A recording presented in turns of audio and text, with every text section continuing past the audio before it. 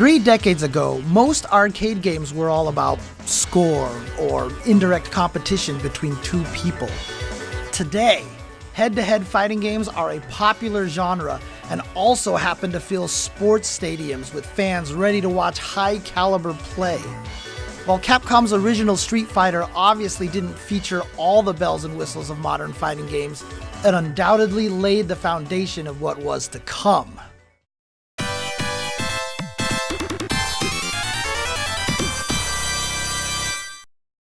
Now, as you might imagine, the original 1987 Street Fighter was a game of firsts. Players were introduced to both Ryu and Ken, the only two playable characters in the game.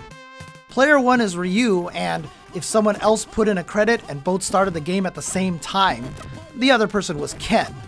The winner moved on to face the computer in a normal one-player mode, and you could not challenge that player again. That said, Street Fighter 1 did introduce the world to characters who would return in later games.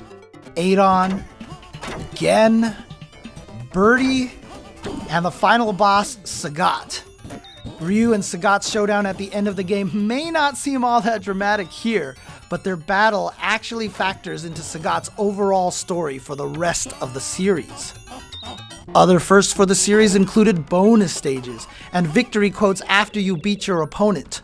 But unlike Street Fighter 2, the Street Fighter 1 quotes were actually voiced, even though everybody had the same win and loss quotes.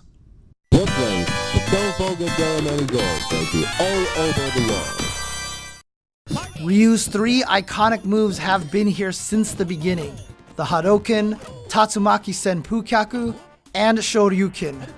They were fairly difficult to pull off, but if you timed it just right, the Shoryuken and Tatsu could take out other characters in one motion. These moves were unique due not only to their power, but also the way the players had to perform certain motions to execute the moves. They were secret techniques meant to be discovered. There were 2 Street Fighter variants in the arcades back in the day, one with pressure-sensitive punch and kick buttons players had to physically strike that could result in 3 varying strengths, and a later version that opted to separate each strength of attack into their own button, leading to the usual 6-button layout the series uses today. Street Fighter 1 may not be the most dense or complex fighting game, but there's no denying how important it is to the overall legacy of the series. From characters to moves, and yes, even some initial world-building lore, this laid the groundwork for all Street Fighter titles. Out of the best, you now the Street Fighter in the world. It would take 4 years for a follow-up to appear, but once Street Fighter II arrived in 1991, it changed fighting games and arcades forever. The drastic improvements in graphics, sound, playability, and overall presentation made Street Fighter II an immediate hit, and within a matter of months, it was a worldwide phenomenon. And this wasn't just happening in arcades, it was in pizza joints, bowling alleys, laundromats, convenience stores, and just about anywhere else an arcade cabinet could fit. A big part of this success was due to the all-new roster of fighters from around the globe. Ryu and Ken returned, but they were joined by a colorful cast that brought the number of playable characters up from just 2 to 8. All brawlers up to this point usually had a motley crew of enemies to fight, but for the first time you could actually play as the opponents you encountered. This was actually a really big deal at the time. Each character became a legend in his or her own right, from military man Guile to Chun-Li, the strongest woman in the world. Their signature moves, costumes, and catchphrases all got their start right here. Bonus stages returned, now updated to piles of flaming barrels and the now iconic car-busting challenge inspired by the Final Fight series. And if players stopped fighting each other long enough to fight through all the CPU opponents, an additional 4 characters appeared, the AI-controlled Grandmasters, who acted as both final challengers for the player and as villains for the game's stories. Sagat returned, but now with a huge scar running the length of his chest.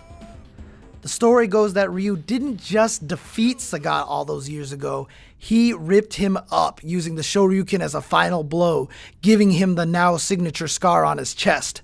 These little character touches became known thanks to each character's colorful ending scenes. It's here we learn how Chun-Li and Guile both have similar agendas to find the evil final boss M. Bison, and that Blanca used to be a normal human boy. These series of plot points from each character formed a timeline of events, and thanks to Sagat's storyline, we knew that Street Fighter II took place after the original game. While the visual updates to Street Fighter II were substantial, the gameplay enhancements were on a whole other level. Just as Ryu and Ken had special abilities in the first game, now there were 6 other fighters that players had to explore.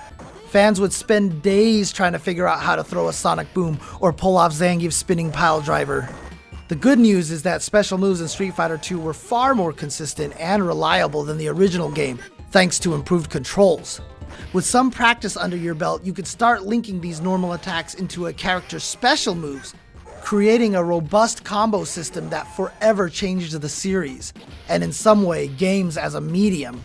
The ability to string attacks together like this enabled players to create their own playstyles and express their personalities through in-game combat. You could also grab and throw your opponents, adding even more of a street fight feel to the game. Naturally, all these options led to a genuine fighting game scene and true competition began to take shape. Everyone's minds were lit up with the possibilities, but it wouldn't be long before Street Fighter II evolved.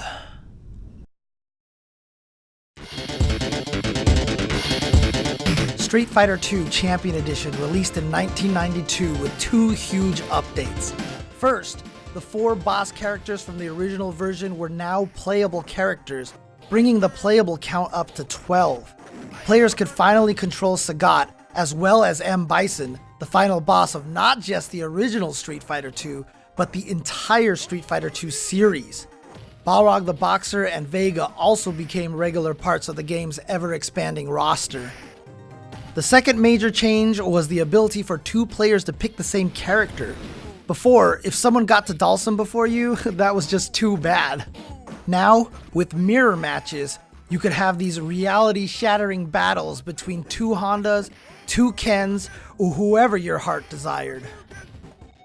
There were many minor graphical changes as well, including character headshots, and some of the ending graphics saw updates too.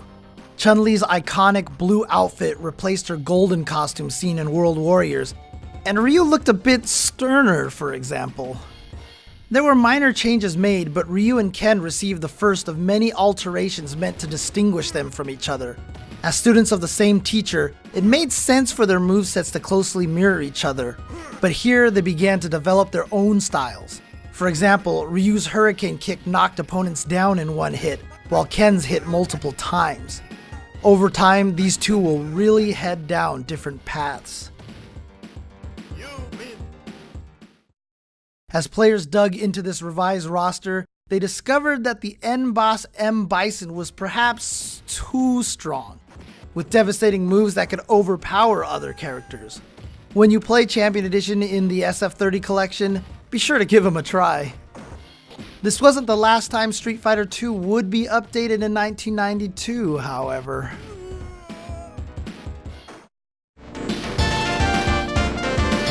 Hyperfighting debuted later in the same year, acting as a more thorough update of Champion Edition. The primary change was to the game's battle speed, which was cranked up to make competition more hectic and fierce.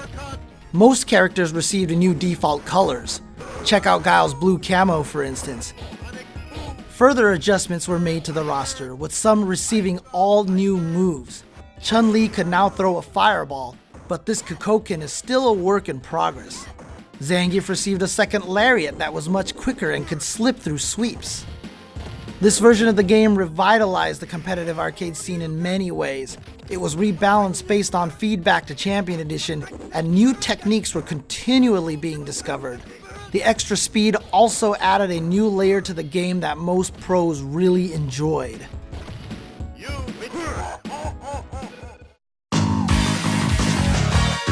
Imagine walking into an arcade in 1993 expecting to see your usual hyperfighting machine, and in its place is an all-new version with this stunning Ryu animation staring you in the face. Super Street Fighter II was a dramatic reimagining of the game from top to bottom, with all new character profiles, ending screens, sound effects, background details, and best of all, 4 completely new characters. These new challengers have since become world-famous fighters on the same level as the prior 12. DJ, Fei Long, T-Hawk, and Cammy would all return in subsequent Street Fighter games, with Cammy appearing most recently in Street Fighter V. Super Street Fighter II also introduced an in-game scoring system that awarded points for certain moves. This included certain terminology that's still in use today, like reversals and first attacks. Obviously, 4 new characters are going to freshen up match potential and the overall health of the game. Each of the new characters brought something new to the table. Fei Long used his unique martial arts skills to deal rapid damage in ways players hadn't seen before. Players who loved grappling had another powerhouse to consider, the high-flying T-Hawk. Cammy, a British fighter with a mysterious background, offered a quick in-and-out play style. And finally, DJ used tactics to dominate both the ground and the air. But the main roster received a fair amount of attention as well.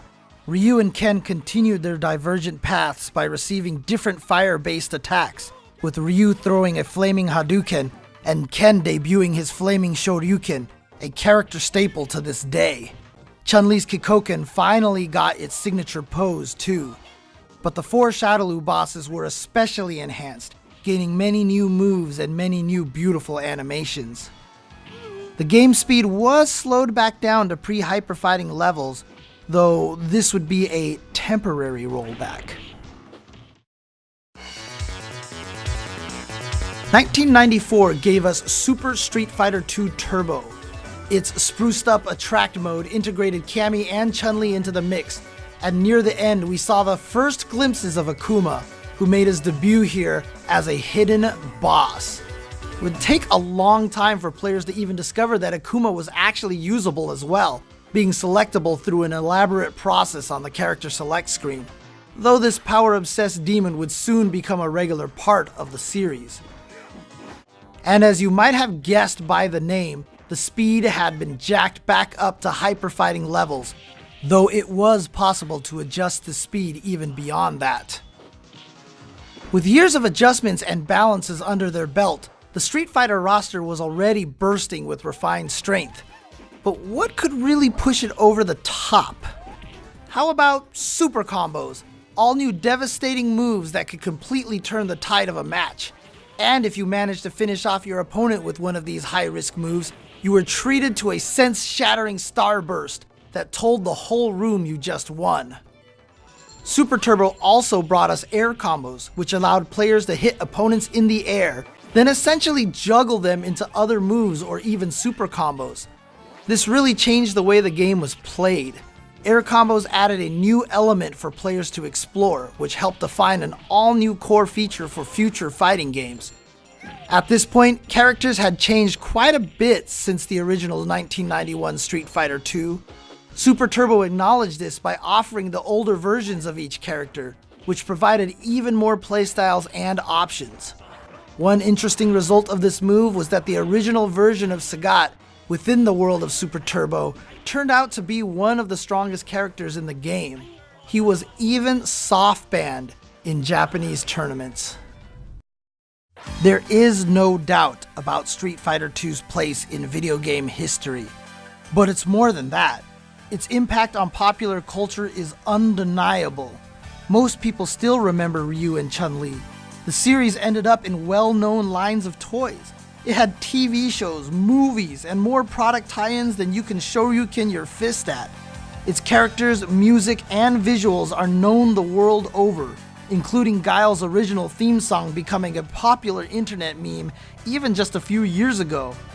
But after 30 years since the first game, and more than 25 years since Street Fighter II, perhaps the biggest testament to the Street Fighter II series is that both hyperfighting and Super Turbo still command healthy tournament presences all around the globe, even decades later.